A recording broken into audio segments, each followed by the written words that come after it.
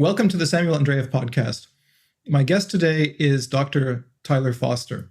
Tyler Foster is a mathematician, a musician, and he's also working in AI and machine learning. So I thought it would be very, very interesting to have a conversation with Dr. Foster today. He's someone that I've known for some time now, and we've had many interesting discussions about the advent of AI and what its implications might be for musicians. And as I know this is a topic that is of great interest to many of my subscribers, I thought it would be very interesting to have a podcast discussion with Dr. Foster today. So I'm going to just start with a quick read of his biography so you can get a sense of who he is and what his credentials are.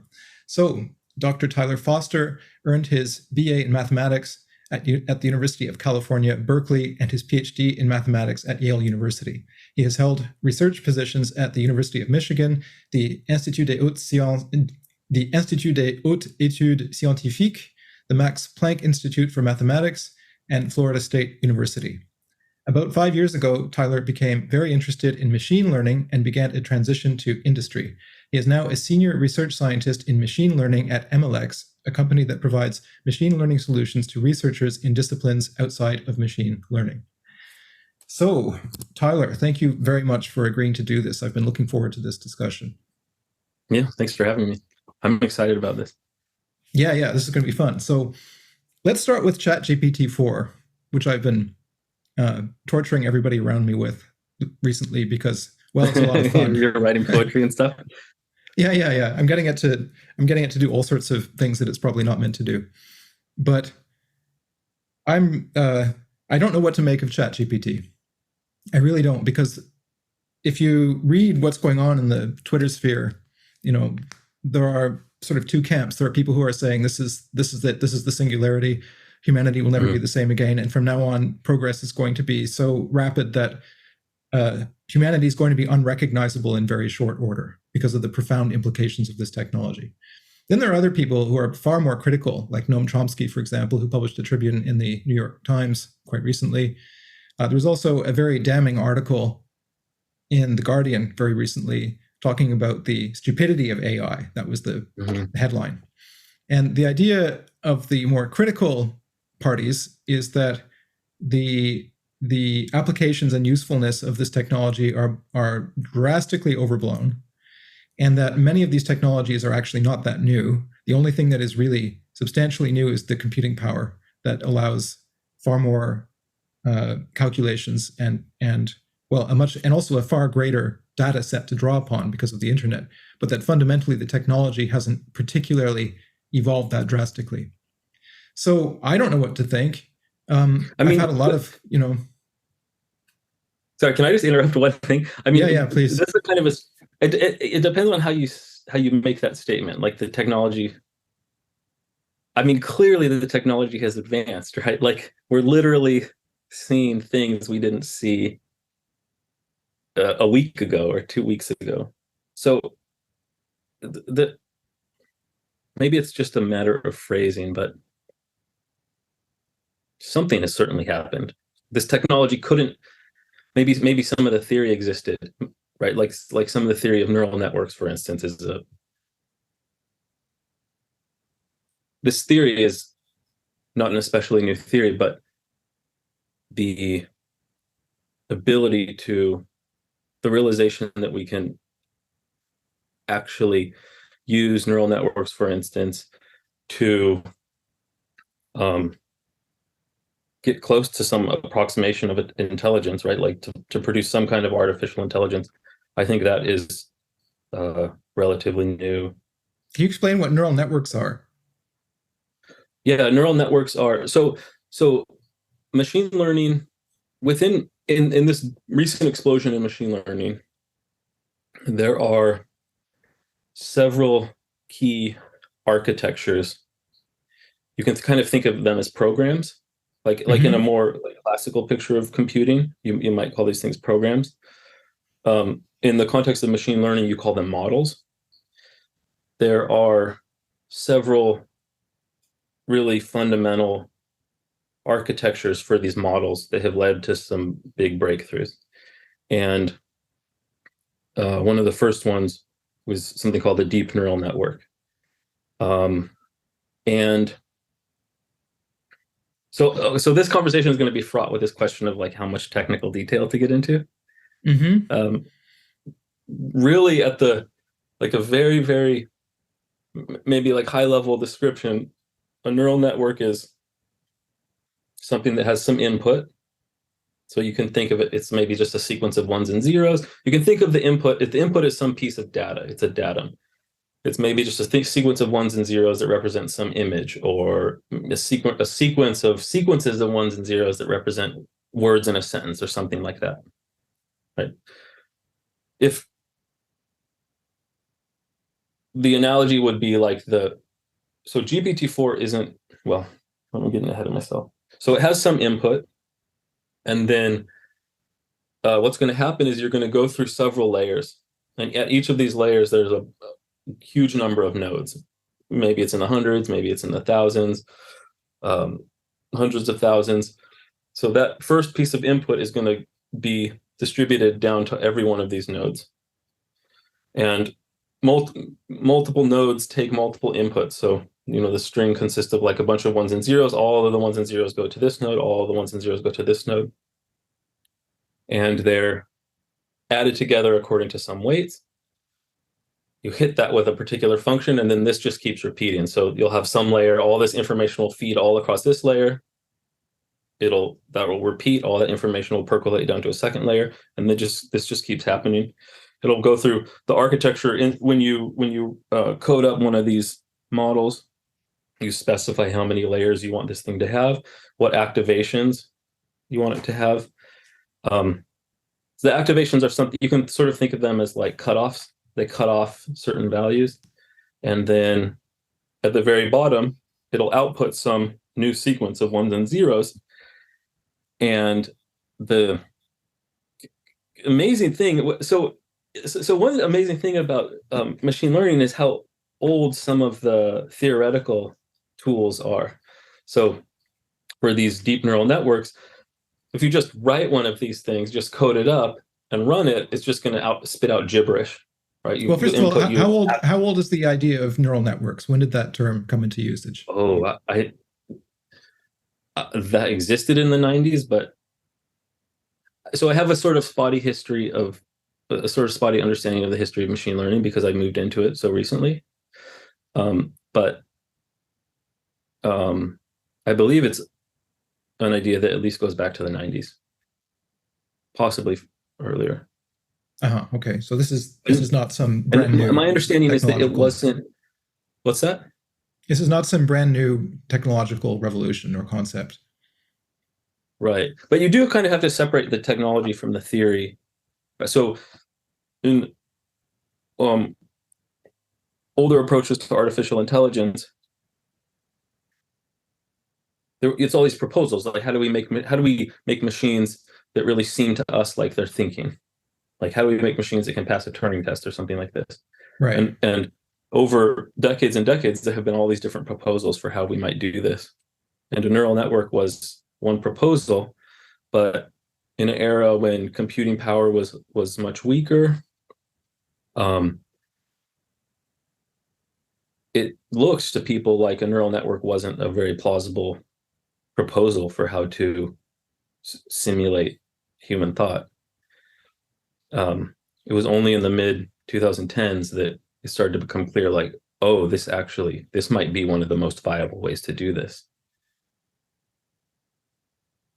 Okay, so your argument seems to be that it's true that the technology and some of the concepts are not brand new, but nevertheless, there has clearly been a significant leap forward technologically.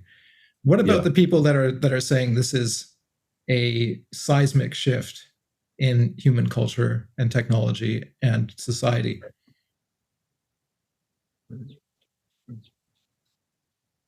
It's certainly a reasonable conjecture. I mean, right? It's scary. So it happens for me that each time I see one of these GPT advancements, it's a little bit scary the first day it comes out, right? Like, I'm scared about my job, right? Like, are programmers going to become obsolete? Are mathematicians going to become obsolete, right? Yeah, are musicians going to become obsolete? There's all sorts of questions about that. I sort of flip-flop. I think day to day I kind of flip-flop whether or not I think this is going to just completely transform how we interact, how we understand creativity, how we understand our own thought, like socially and among the animal kingdom and things like this. And then other days I wonder if when all these advancements are going to start to slow down. I'm curious about when that will happen, if it'll just keep accelerating like every a lot of people claim it will, or if it'll, you see, another part of me is kind of curious if we'll start to reject, if humans will start to reject some of the spaces where machine learning models are really powerful. So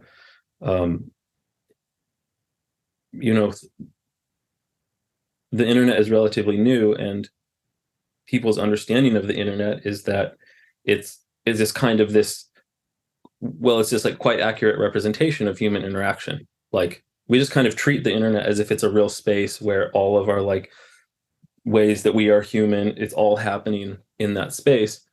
Mm-hmm. But one possibility in my mind is that as we discover that kind of like compression of human experience that exists online is something that machines can really analyze well and mimic really, really well, that maybe like broad parts of the population will start to reject that as some kind of like an accurate reflection of human experience.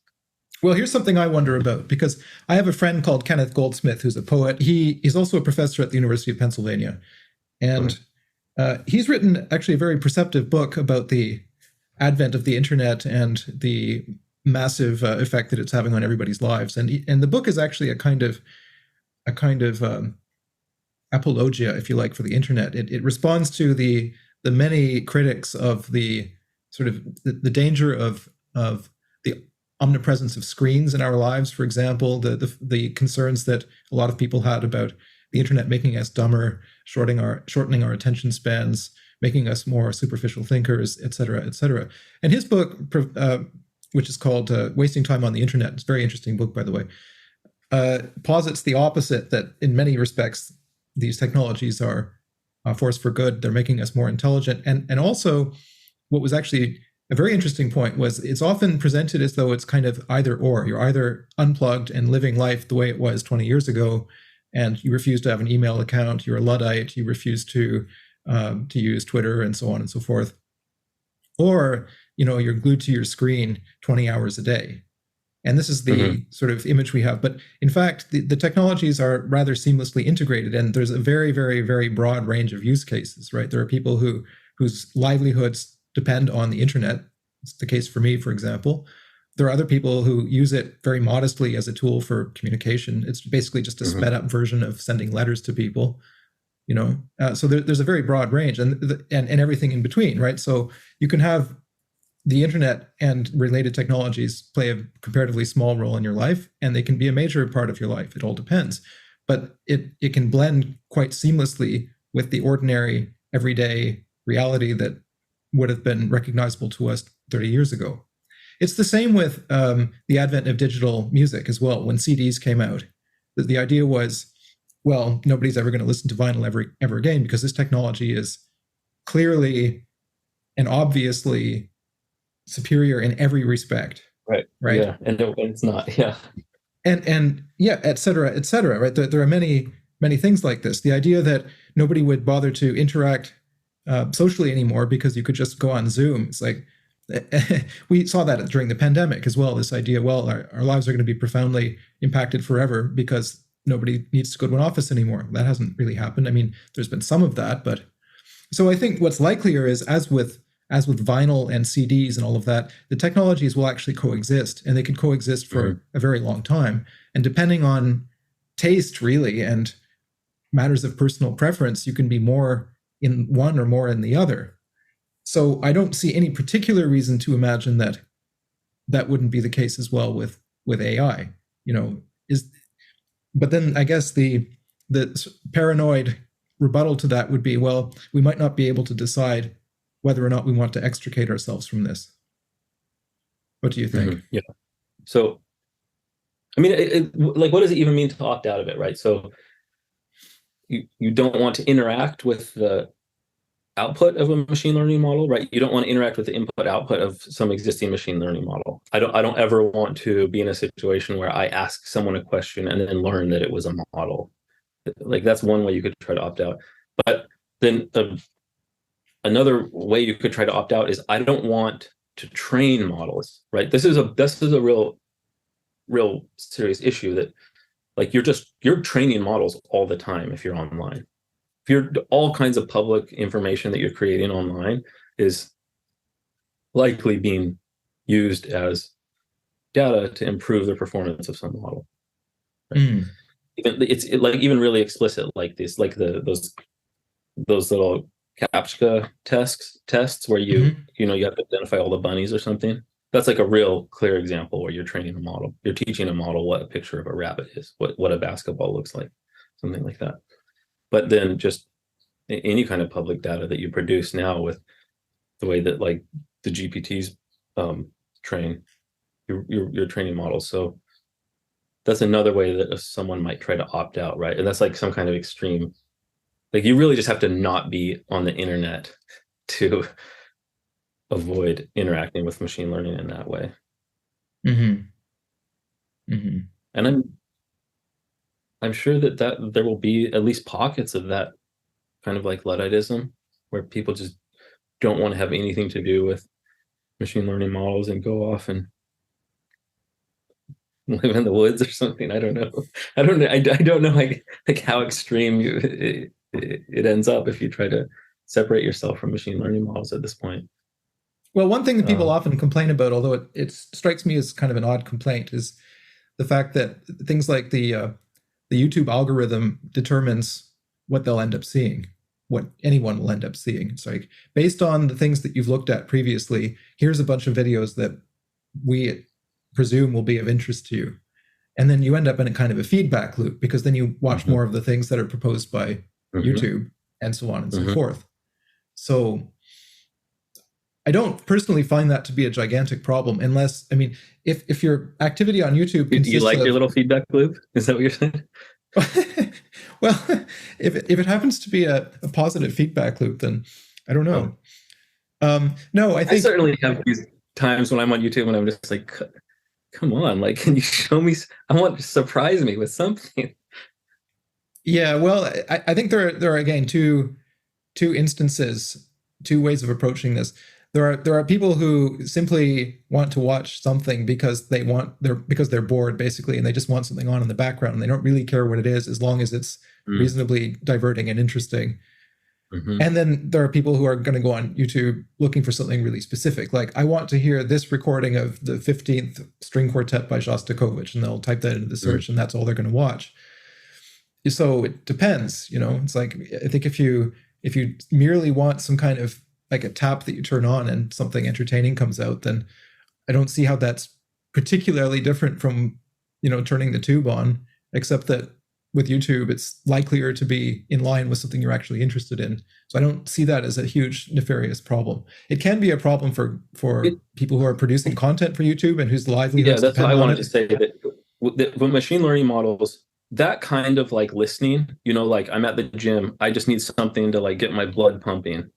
I'm not going to be paying attention to it. Give me music that is, for running, right? Then producers for that kind of content, I think, are somewhat in trouble.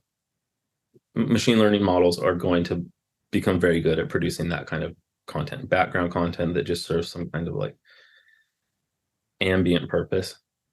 Well, because that kind of content is minimally individual, right? And that's the point. It's the same with like genre fiction, like the authors of Harlequin novels, for example. Like ChatGPT, I'm sure, can spit out a perfectly plausible Harlequin novel in 2 seconds. But then at the same time, I think they're going to be like really creative, really interesting things that are produced using this technology in different ways. Like, that's one thing that's interesting to me about a lot of this is that there's different ways that you can get really creative with this technology. Like you can one way is through prompts, right? Like you can really push the prompting, the prompt engineering for Mm-hmm. these models and get like really strange output out. Like I think it would be fascinating to like this music LM, right? All the stuff I'm seeing with it, it's like, can you like give me a drill track, but like in the style of swing, and then it pops out, you know, and it's this little thing, and it's everyone claps or something, and it's impressive.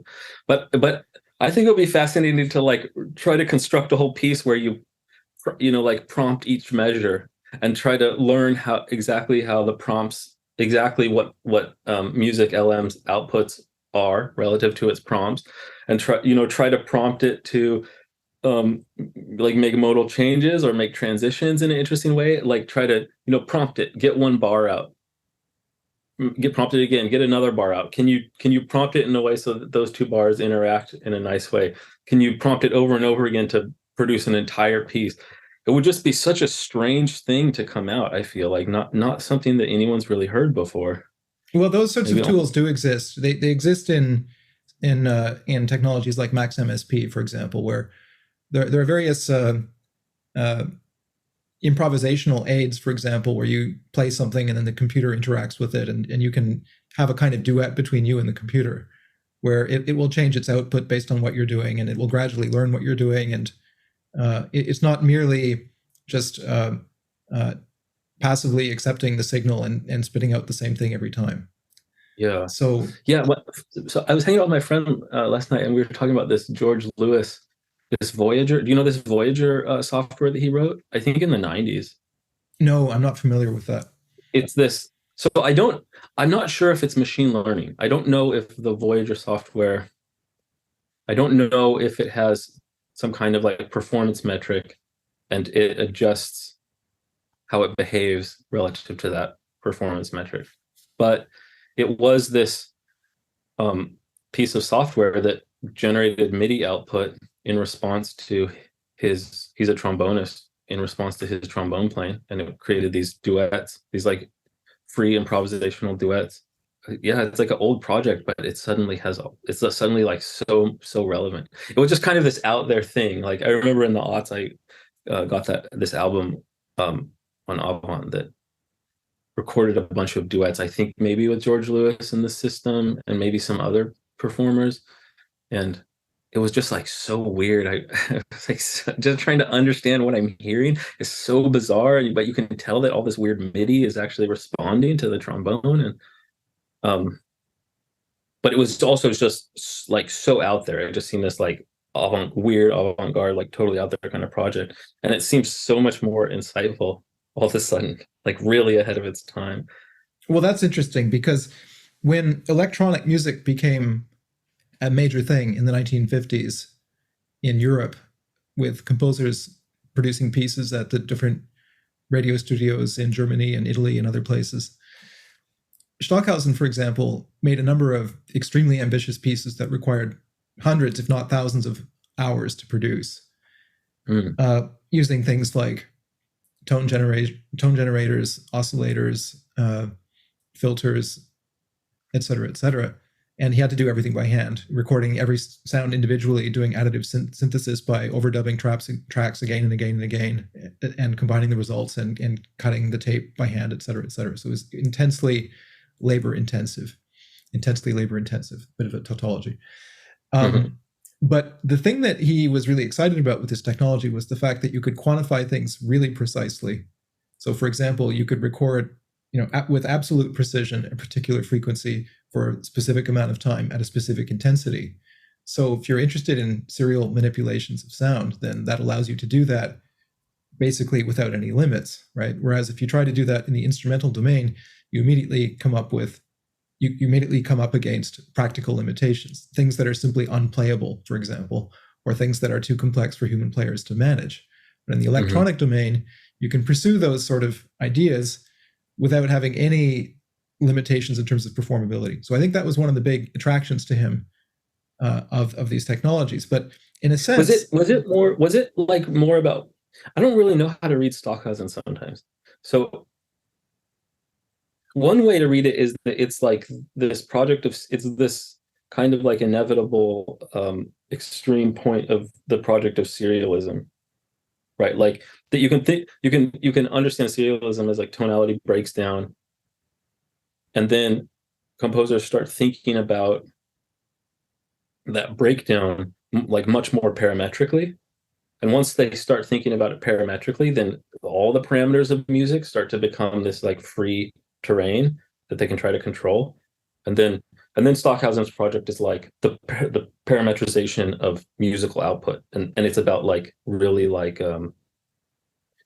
recolonizing music theory or something in this parametric way. Well, But fundamentally, that's a little bit different than like, this can't, I want to produce something that's unperformable. I want to like push machines past the human capability. They're intertwined. They seem like different issues to me. Yeah, well, there's two things there. In classical music, the phrase and the rhythm and the harmonic rhythm and the harmony, these are all indissociable fundamentally. You can't really separate them out from each other, right? So it's very difficult to speak of harmony independently of rhythm, or of harmony independently of melody in a Mozart sonata. They're just completely intertwined and organically interrelated. With the breakdown of tonality, then issues of rhythm and phrase become to a large degree divorced from issues of harmony, right? So there's no necessary correlation anymore between harmonic rhythm and phrase, and also the use of these iterative dance rhythms that had characterized Western music for so long suddenly no longer seem particularly appropriate. So it's like you pull a thread, and then the whole edifice just crumbles. And that's what started to happen. It started to seem incredibly arbitrary. Why would you use 4/4 rhythms or 3/4 rhythms in a situation where there's no longer any up or down, there's no longer any hierarchy, all the tones are related only to each other, etc. Right? So Stockhausen and others, of course, he wasn't the only one, recognized that, in a sense, this new grammar forced them to think very, very radically differently about all the other parameters, not just how you organize the pitches. So that's the first thing. The second thing is, once you do that, if you subject all these different parameters to arbitrary pre-compositional structural schemata, then you can end up with things that are A, completely unidiomatic, and B, potentially unperformable, or at least that certainly push the limits of the performable. So I think for him, the appeal of a lot of these technologies when they first appeared was that you could do things that transcended the ability of humans to reproduce them. So, but that's very different from where we're at now, obviously. It's profoundly different because, in a sense, what he's doing with electronic pieces like Kontakte and so on are things that he might like to do with human performers, but it's not possible. It's too far beyond what we can manage. But he's still thinking instrumentally, still thinking, in that kind of way. Whereas I think now what you're describing with machines interacting with live performers, and it's profoundly different.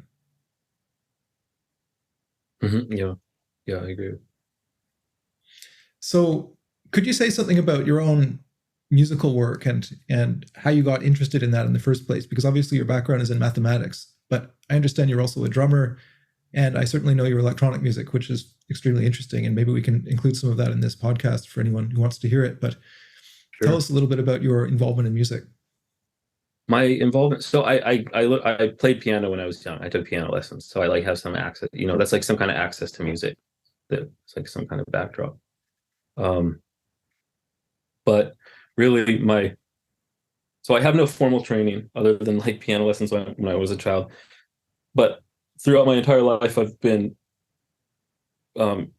interacting with like electronic production of music in various ways. So like when I was in high school, my brother and I had turntables and a sampler and this keyboard and a DAW, like a real early DAW. And later I got real sucked into drum machines. I got real obsessed with this musician Ikoe Mori, who works on drum machines, and I just kind of like was trying to really put, like really push one piece of technology like past what it could do or what it was meant to do, that kind of thing.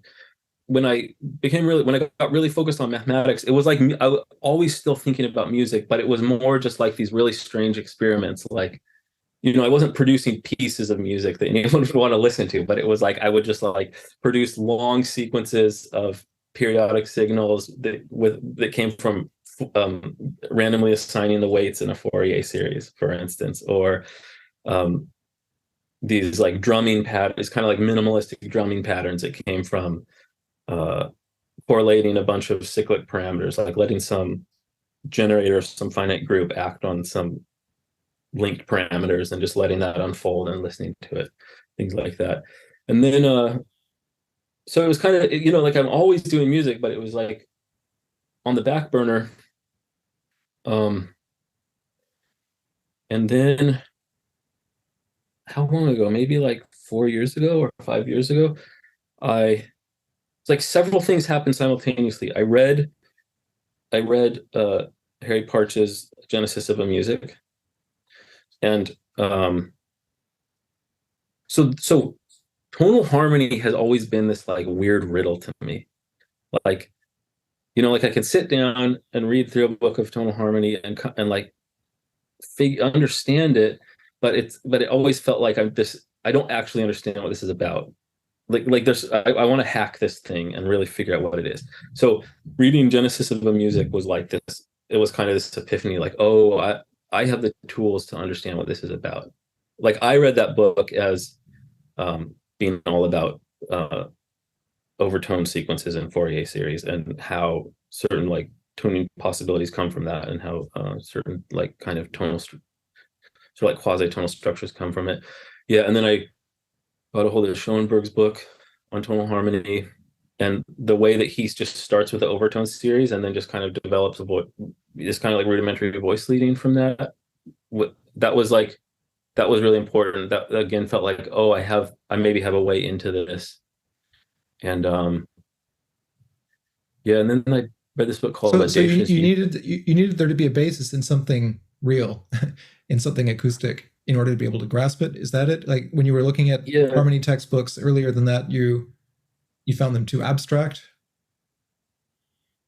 Well, not too abstract, because the tool is mathematics for me. So like if I can, but it was more like there was like a vacuum between mathematics, like this language that I understood really well, and then everything I was reading in like more traditional tonal harmony books. Like I couldn't figure out what they had. It was clear to me that they had some relationship, because this, what I'm hearing, what tonal harmony is, what like tonal movement is doing, is clearly like some kind of acoustic thing, but I didn't understand how to close that gap. And yeah, and then I read this book Audacious Euphony, and that was like it. Like I just started to see like, oh, I have in abstract harmonic analysis and representation theory, I have the tools to navigate this. Like I don't use that same language that all those authors use, but I completely recognize this set of tools, and I can start playing with that. And that just that woke up. I've always been playing with music, but that really reinvigorated my involvement with music and kind of set me on a much more focused project. Okay, so tell us about the project that you're working on at the moment, the album you've been working towards, and so it's almost done. I'm at a place where so when I finish things, I really get to a place where I'm like, this is, if I work on this more, I'm just going to make it worse, and so it's done. Whether or not I've really like achieved the goals that you set out to achieve. Yeah, so that project is, yeah, so this is like maybe an example of just like how I think about things mathematically, like how music theory for me really is me kind of hacking music with mathematical tools. So in some there were these two pieces I worked on previously that really failed. I mean, they failed in lots of ways. I'm still going to go back and try to. So lots of what I work on, there's like a fundamental problem. It's like I want to hack something, or something wasn't working in a previous piece, and I want to try to like fix it or like re-engage with it and understand it better. in these previous pieces, one thing that was going wrong is that the pitch space was extremely stratified, and it was creating this like really like unintentionally, just because I hadn't really focused on that dimension of the music. It was like ultra stratified, and it meant that it was really like static in a way, this music. And I wanted to fix that. So I wanted like music that isn't okay. So I'll just walk through this, and you can just kind of see how I'm like using. I'm kind of like problem solving as a mathematician. So it's like, okay, this is all really static. How do I solve that problem? Clearly, what needs to happen is that what's happening down in this pitch band needs to interfere with this pitch band. And then it occurred to me, oh, that's that thing that I'm doing where I'm like forcing one. So there's two ways I can think about this. One thing is one melody line, I'm bringing it up to another melody line and making that other melody line move out of the way. So from the perspective of like, you know, like more traditional voice leading directives, that's just non-voice crossing. That's literally what that is. Like voices, one melody is trying to move, they're not allowed to cross. So the other melody has to move out of the way. But simultaneously, that's the dynamics of positively charged particles in one dimension, right? So like there's two electrons, and one moves up, and the other one has to move out of the way. So it occurred to me like, oh, maybe I can like hack, like I can use Euler's method. It's this technique for it's Euler's method. It's a very old technique for generating approximate solutions to differential equations. And the way that charged particles interact is controlled by a differential equation. So I can easily generate MIDI output that is following the trajectories of charged particles. Simultaneously, that's like seems like it answers one of the basic voice leading questions. And that's why I was thinking about it a little more, and I realized that multiple voice leading directives are being satisfied here. Like you have small stepwise motion, like these paths are usually going to be quite shallow. Maybe every once in a while you'll get a big leap. And the other thing I realized is that parallel motion is going to be very rare in this situation. It's at least so it's impossible with two-part voice leading using that technique, and it's like a really unstable state with more voices. That's actually quite interesting, because in when you're a student and you're learning to write counterpoint and you're learning about voice leading and writing chorales and all of that, of course, one of the first things you learn is the injunction to avoid parallel fifths and octaves. And the reason that's often given for that is that they sound bad, to the extent that there is a reason that's given, which is actually not the reason, to my mind. The reason that they're avoided is that they interfere with the independence of the voices. Yeah, that's right. That's how I think of it too. It causes the voices to fuse together acoustically, and you lose their independence. And the whole concept of voice leading and counterpoint in general is to maintain the independence of the voices. So anything that interferes with that is counterproductive. Yeah. But it clearly can't be that they sound bad, because there are many instances in Bach where you have acoustic parallel fifths, but he cheats by putting them in different voices, so that if you take two actual voice pairs, it's not actually perfect fifths, but the sound is the same. So it can't be that they sound bad. You can do experiments where you take, like, let it be just intoned, for instance. So and it's like an overtone series. You know, like the chord is like 1, 2, 3, 4, like that, or like maybe like 1, 3, 5, 7 or something, like overtones, and then and let the amplitude decay as they go up. Right. So when you do that, it'll really sound like one sort of weird timbre of one voice. And if that moves, you just hear one voice. But then if you let the overtones start to slip, then suddenly your ear catches that it's not one voice. It's kind of like an extreme version of that. Okay. Yeah, so so go on. Sorry. Yeah. So I use Python a lot when I have there's this library called MIDI util. I implemented Euler's method in Python to produce these 4-part. So it's this 5-track EP. That's what it's going to be in the end. And in some, so and I play with this idea. So in lots of them, it's like charged particles interacting. Sometimes it's 4-part voice leading, and like remove parts of it. Print it out to MIDI, put it in a DAW, and then start playing with it a little bit more. Pull chunks out of it when they're not working, right? Let voices disappear and come back in and stuff like that. And then play with like what happens if I do 9-part voice leading and it's all interacting in this really physical way. Will I hear that differently? And then in one track I played with, instead of the physics of charged particles, I use the physics of masses that are interlocked by springs. Yeah, and I assign that to a guitar MIDI part, and it creates this really weird effect. It kind of sounds like someone's like bouncing the guitar or something. So you're taking a problem-based approach to composition, basically. You're attempting to solve a problem through the piece. But at what point does the piece stop being merely an etude or merely the attempt to solve a problem and become, let's say, an aesthetic object in its own right? So the honest answer is sometimes that fails. Sometimes I like try to create a piece and it ends up just being like a big study. Right. But also the way I work often, the way I work real often is that I have some idea about how to produce something. Like, it's this problem, how I might attack it. I'll produce like some 15-second thing, just trying to see, kind of like testing my hypotheses. It's like real scientific in a way. And then I'll keep pushing it and pushing it and pushing it, and it'll start to kind of pick up more and more characteristics of something that, like I'll focus on one parameter. The rhythm is like totally stupid.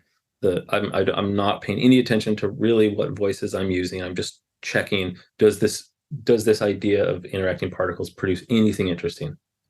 It does. And then so I go back and try to incorporate another parameter. How can I get rhythm to interact with it? And then there's another study. And so I often go through a sequence of like maybe like 10 to 20 studies. And then there's this thing that I don't really know how to explain, but I'll hit a point where I'll do a study and I'll just realize like, okay, like I understand this thing enough now that I can write a piece. It's now a tool, if that makes sense. And then I'll go ahead. I've been thinking about this lately. I mean, to a degree, any composer has to contend with technical problems because, well, if you don't have any technique, then it's very difficult to express anything. You'll constantly run into problems. You won't know how to organize a texture. You won't know how to organize a piece, and so on. So to a degree, the technique has to be there in order for you to say anything at all. But technique, the search for technique, the what would you say? The preoccupation with technique can become an overriding concern for some artists, mm-hmm.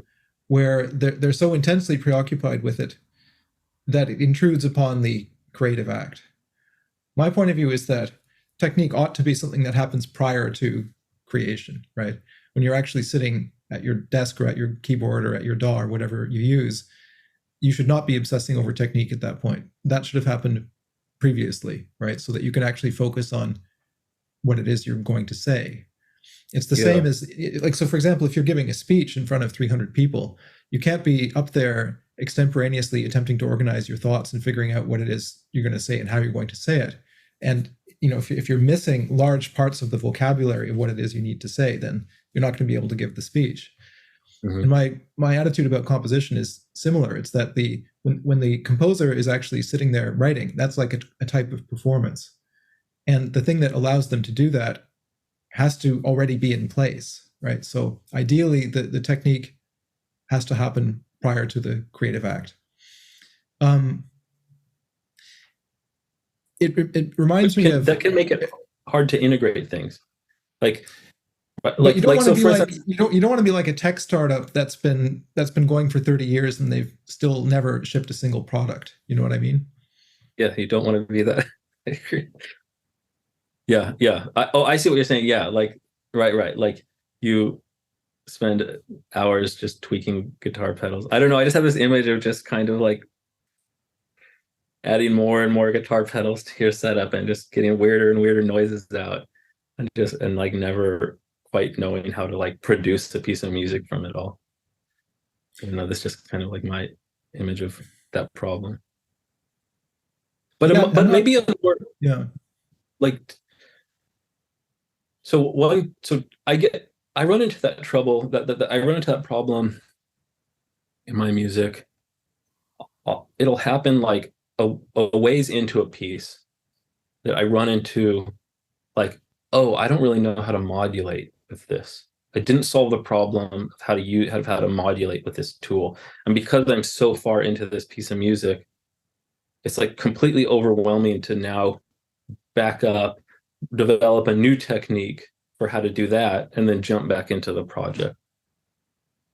I I feel like I could make longer and more successful pieces of music if I could somehow control that thing. But what I have to do often instead is it's almost like a piece kind of falls apart, right? Like this last pieces were very static harmonically, and I just have to let them go and like redevelop a technique that lets me solve that problem and then start new pieces with that technique.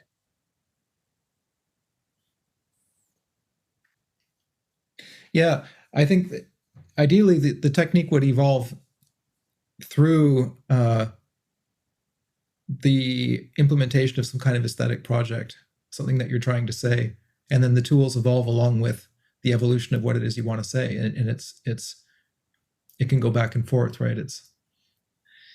But to the extent that you're sitting there actually trying to write something, I think at a certain point the technique has to be absorbed to a deeper level so that you don't have to think about it consciously, much in the same sense that a watchmaker, for example, or anybody who repairs things or anything like that, the tools that they're using become just an invisible intuitive extension of their hands and their mind and their eyes or whatever it is, right? It's not something you have to think about.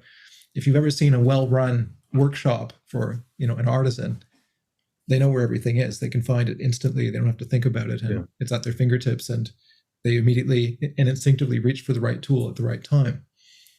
And my highly idealized vision of the compositional process would be something like that. It's like you don't have to stop every 10 seconds because you can't figure out where you left, a certain size of wrench that you need, So I agree with, I agree with a lot of what you're saying. One aspect of that I just kind of bristle at is that a huge component of making music for me is like hacking things, or like producing a piece it'll often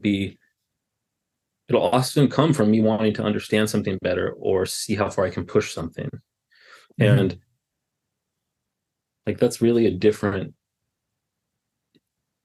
this feels like a very different paradigm to me than what you're describing, where it's like I want to express something, or I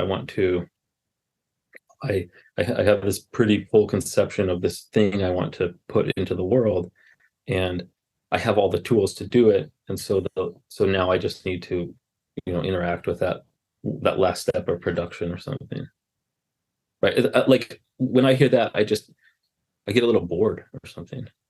Like it doesn't have the component where I'm like picking apart what is tonality, like like how can I couple harmonic movement and rhythmic movement, like these sort of acoustic questions I'm always digging into.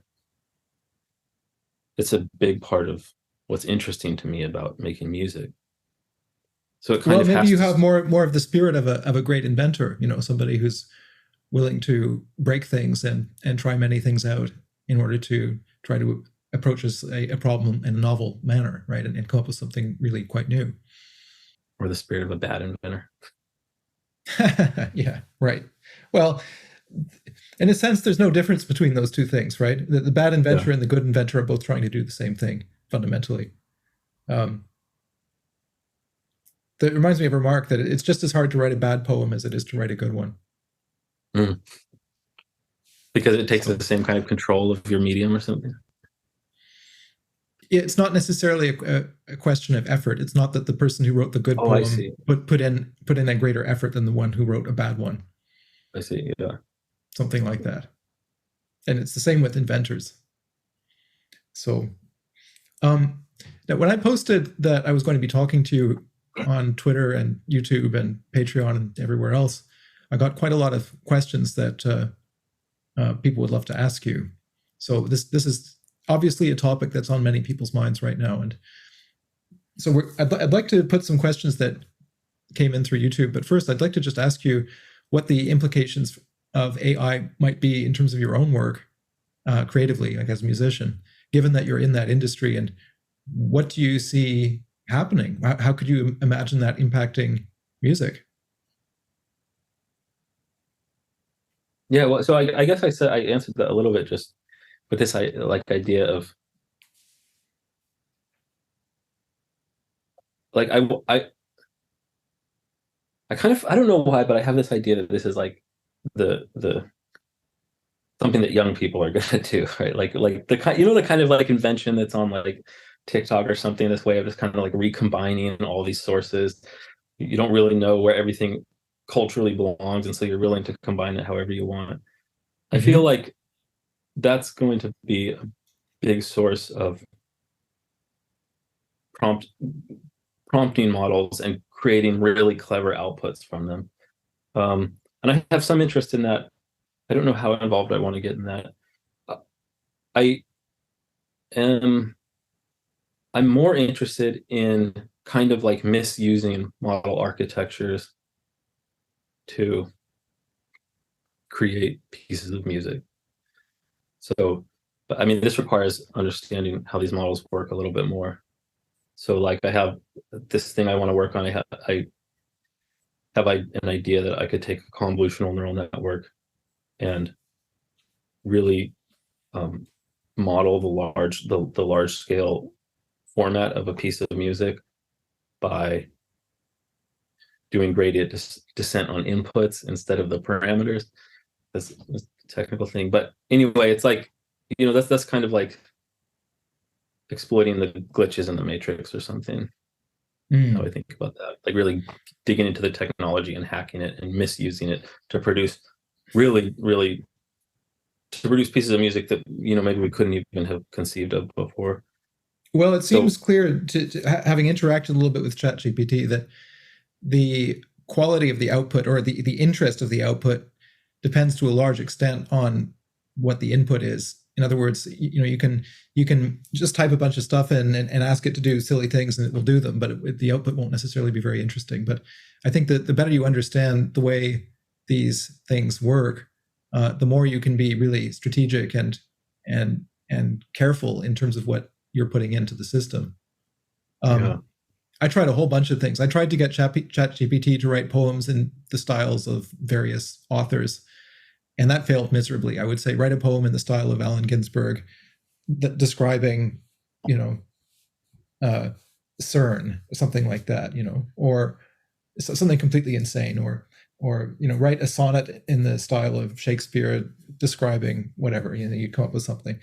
And none of those things worked because all the poems that it produced were totally interchangeable and anonymous sounding, and it had the author that I referenced had basically zero bearing on what it actually ended up producing.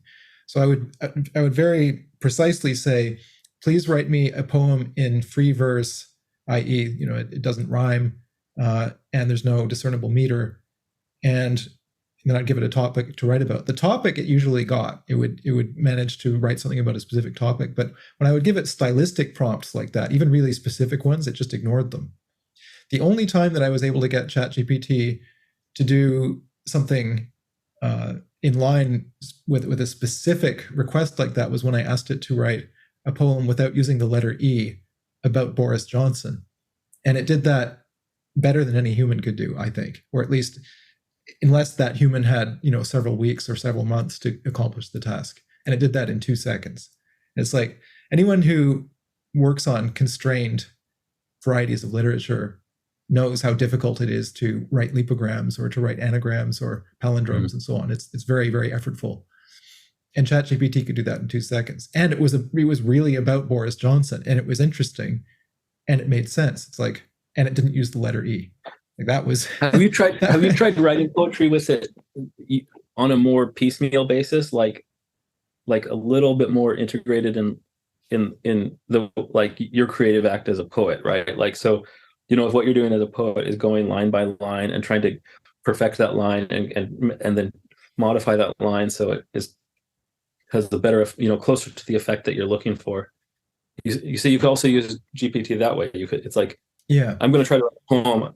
Can you produce this one line? No, that's not quite right. Can you modify that line to give it more of this feeling, and then piece the thing together? So I feel like this. Yeah, you could do things like that, and that would probably be more interesting, because whenever I asked it to write a poem, it invariably spat out a poem in rhyming quatrains, invariably. Even when I said, write it in free verse, make it not rhyme, it would still produce rhyming quatrains every single time, and they would be in a kind of 19th century style. So it's like, it's kind of decided that that's what a poem is. You're wrong. You're wrong that you want that. Yeah, I know I'm wrong. Well, I asked it to write a poem in the style of Tristan Tzara, like a Dadaist poem, and same thing, rhyming quatrains every time. It was maddening.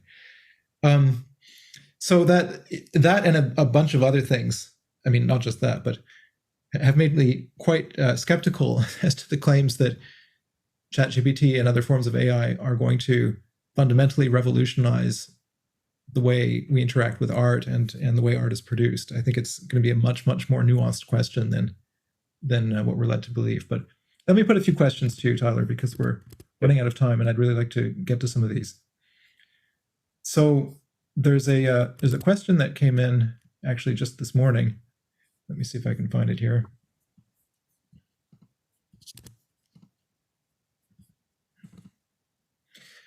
Okay, so D. Skinner writes, thank you for including us in the process. He's describing my invitation to submit questions for the podcast. Does Dr. Foster consider not only what we require from AI and how it can be of benefit to us, but also what AI requires from us and how we can be of benefit to it? I'm not suggesting it has consciousness, but we say that it's learning from us. We are forcing it to adopt a facsimile of consciousness. How we employ it will determine what it becomes in the future, or is this of no concern? In other words, does AI itself have, or could it have potentially some manner of agency? Okay, so I don't want to interpret that question as having anything to do with like conscious machines. Like I don't know. I have nothing to say about that. I don't even understand what consciousness is, so I really can't say anything intelligent about that. But another way to interpret that question is something that is actually a huge part of the practice of being a machine learning engineer, which is curating data for these models. The model doesn't do anything. It doesn't do anything useful when you first code it. Like when you first instantiate the model, it just spits out noise, basically. And the only way it learns to perform so well is that you just keep showing it tons and tons of data and let it try to perform at this task it's supposed to do, and then you basically grade it. You return a score, and it looks at that score and it decides what it needs to do to improve on the next time it attempts that task. But if a human isn't giving the score, isn't providing the feedback, then the machine itself has no way of determining what the criteria are. They can't do that on its own. So a human isn't like by hand giving the score. A human will write down a function called a loss function that it's all automated. Every time that the machine attempts to do something, it'll create an output. You take that output, put it in this loss function. I mean, this is all happening very quickly. It's automated, rapidly over and over again. Puts it in a loss function, sees how close it is to what it was supposed to do. It does a little bit of calculus on that situation and then decides how to improve next time. Just all completely automated. So what a human really does is write down the function that tells it how to improve. But the other thing that a human does is that the human puts all the data together that's going to be fed into the model as it's trained, and that's super critical. And like in every company that's trying to use machine learning to do something, that they will be grappling in that company with, where can we get the best data to do this? Is this data, or is it in a format where if we feed it into the model, we're going to train it to do what we want it to do? is there a way that we can get users, like at our user interface, to provide us with better data? So like as we provide this service to these users, can we get them to give us their own data in a way that that better that improves the performance of these models? Yeah, so that in that way, the answer is like, yeah, like everyone who's doing machine learning is thinking really hard about what the models need and how to give the models the data that they need in order to produce experiences that are more realistic, or the better produce output that is what real humans want to see. Okay, good. Let me have a look at another question, because there's quite a few of these. I don't know how many we'll be able to get to, but let's see here. So, what is the most impressive AI music you've heard? I think that Voyager is actually, I don't know if I guess that does depend on how you interpret impressive. So like Music LM, what that's doing is really impressive. Like it's impressive that someone got a machine that someone coded up a model and trained it, and it's able to produce all of that output given those prompts. That's super impressive, like from an engineering perspective. I don't know that I am gonna go off and listen to any of that music like on my own. Like I'm not a person who, I'm like, oh, that's cool that you can like create a swing track that way. And I don't know if I'm ever gonna go listen to that. So it's not impressive to me like as a composer maybe, or the way that I engage with music in a creative way. It doesn't quite strike me. Well, it's not fundamentally different. It's not categorically different from the way that music is produced by humans anyway, which is produce a mildly different variant on something that is already familiar, right? And then you're going to be totally constrained by what falls into that category already, right? You're not in the business of inventing anything. You're in the business of mimicking a previously existing model so that it's easy to sell. So a computer can do that more efficiently than a human, but what it's doing is not fundamentally different. Whereas, a Shakespeare or a Mozart, they're doing things that are much more difficult and perhaps impossible to model. Yeah, maybe.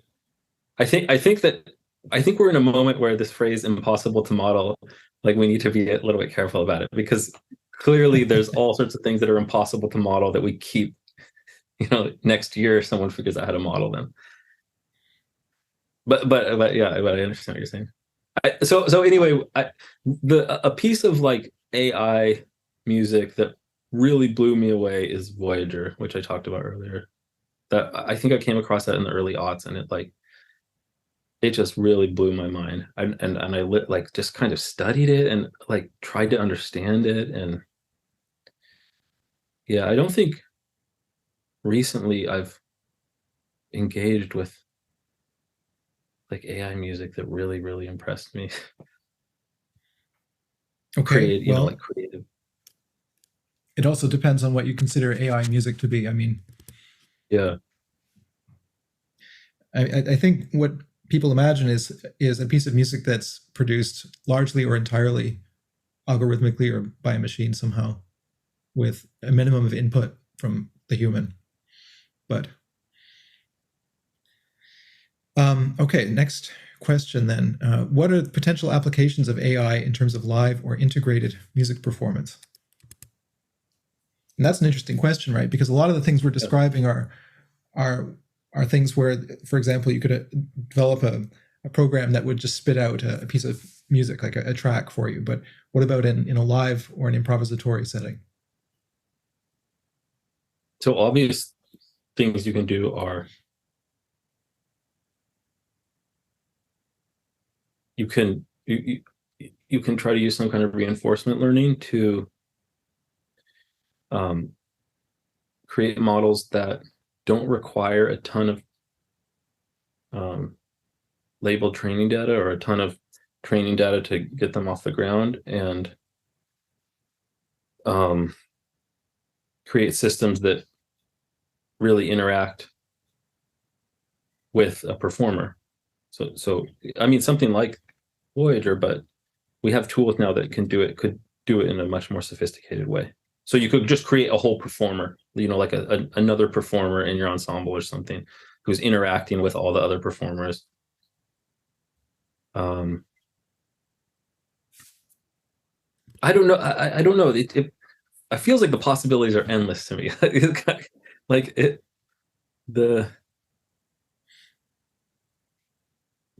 video game physics engines come to mind. Those are really interesting to me. I mean, you could produce a whole like sonic world that is responding to, and I think that some people have done this, that is responding to what you do in that world, right? Instead of like the trees moving and the rocks moving and all of this in some kind of video game environment, it can all be sonic output that's all responding to one user.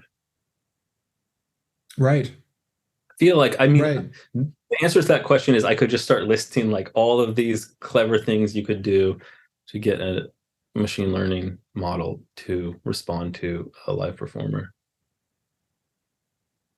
Well, the way a lot of video games have tended to work with music and also animated television programs and other things like this, and is you'll like a composer will produce a massive library of music cues, right? And they can be very short. They might just be a few seconds long, or they might be an entire theme or whatever it is. And these things are modular, right? So the producer of the show can take this bit or that bit and put them together and combine them in different ways, or you can take just half of this theme or just take a section of this and combine them however you want. But fundamentally, there's still a composer producing a library, and it's a limited library. It's not infinite, right? There's going to be whatever number of cues available to draw upon, and then that will be used for the entire life of the series or whatever it is. Yeah. So what you're describing there could be something like in the video game realm, for example, where there isn't a library, but rather every single situation will spontaneously generate a unique piece of music that will only be heard that one time. That might be quite an interesting application. Yeah. Another thing that I'm really curious about seeing how this unfolds is that non-musicians are going to be able to start being able to produce really interesting pieces of music. Like people that really don't have access to musical production tools. So like there's all sorts of ways this could come about, but one place I listen to a lot of hip hop. And one thing that started to really take off in hip hop in the aughts, or in the 2010s rather, is this idea that like it's like rappers claiming they're not rappers in their raps, which but what it really means is like I'm not a musician, I'm not an artist, I'm like a drug dealer or whatever, and like this is my hustle now, and I've made enough money to pay a producer, and like I'm making music by paying for it, but it creates this like really viscerally moving situation, because there's like this, well, it's fabricated a lot, but it's like this sensation that like, oh, this is a real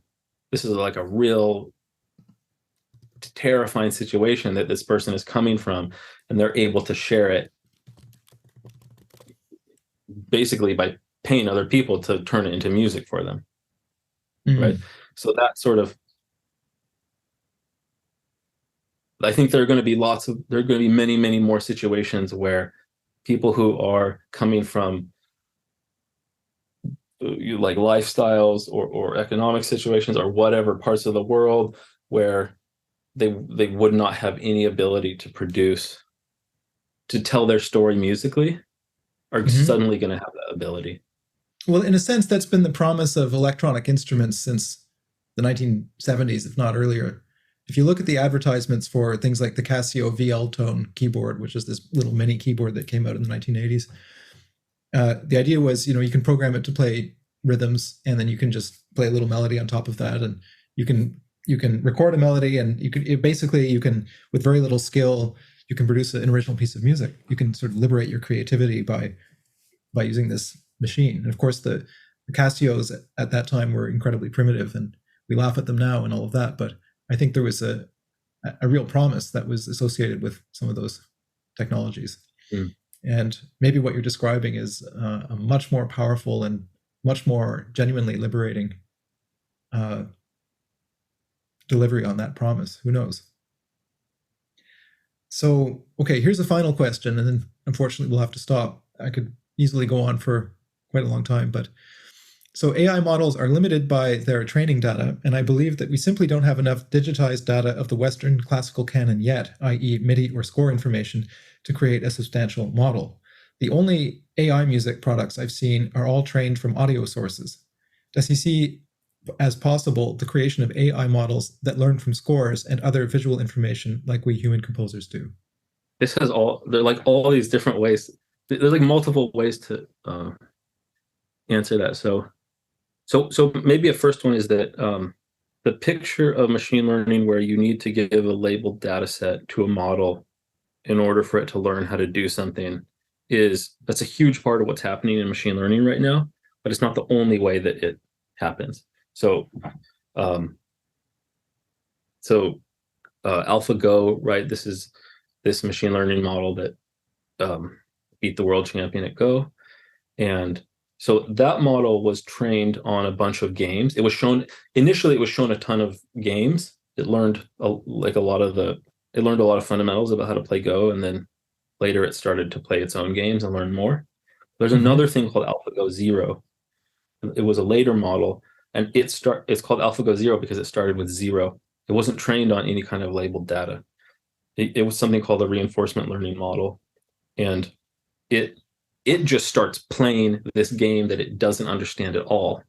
It understands how it can move, and it's given like rewards. Like if it wins a game, it gets a reward, and it just starts playing, and it's just bonkers what it does in the beginning. It doesn't understand the game at all, but playing, like millions of games, it starts to put together how this game works, and eventually it becomes like a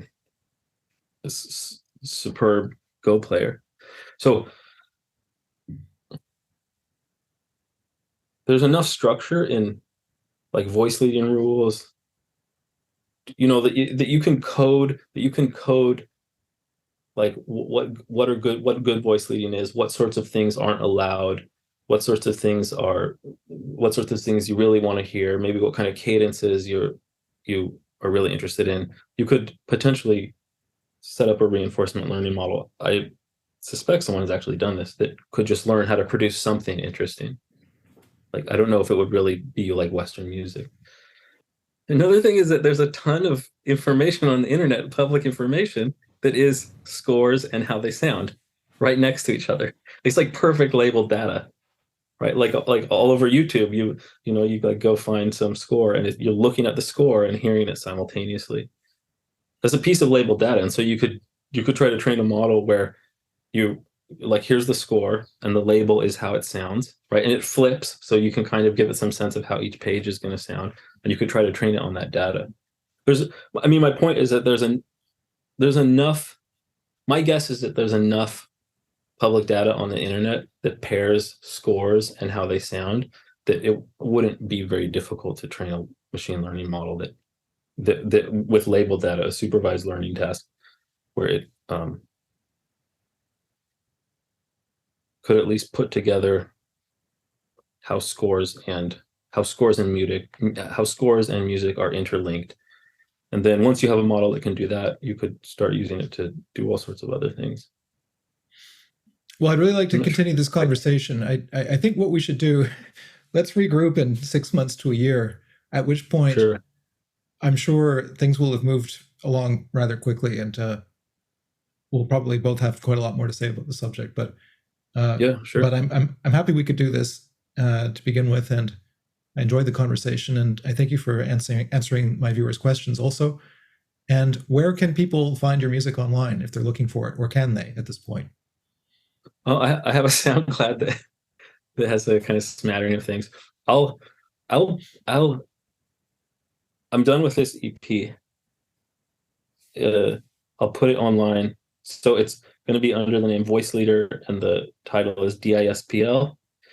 And I'll put it on SoundCloud, Bandcamp, or something like that. I'll try to do that soon so that it'll be up when you release this, or close to when you release this. Okay. Well, I'll put a link to your SoundCloud in the podcast description, and anyone who wants to hear it can do that. So thank you so much, Tyler, for your time, and hope we can do this again. Yeah, absolutely.